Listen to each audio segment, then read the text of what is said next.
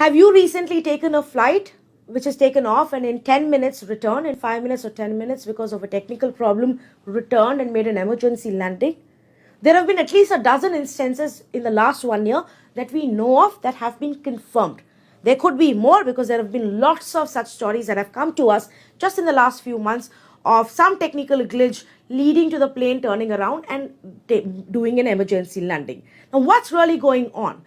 There is a certain make of Pratt & Whitney engines that are being used in this A320neo aircraft that has a problem. Now, nobody really knows what exactly is the problem, what specifically may be triggering it, except that we have a rough idea what really happens. To the point that if the problem gets aggravated, the engine could shut mid-air.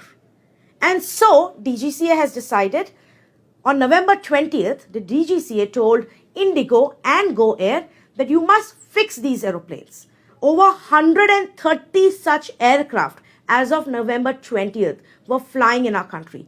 I don't know what the latest figure is because the government won't give it to us, neither would the DGCA. But think about it, over 100 planes flying every day with a problematic engine that could shut mid-air. The airlines have been given time till January end to fix the problem, modify the engine, replace the engine or ground the plane. But the big question is, why are they being allowed to fly?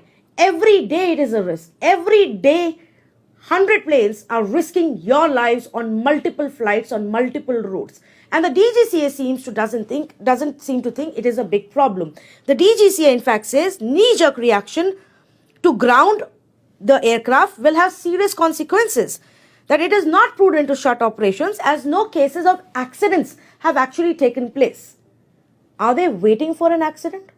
What is an accident when it comes to an aeroplane? A crash? Is the government really waiting for a crash for hundreds of lives to be lost before they start grounding these aeroplanes?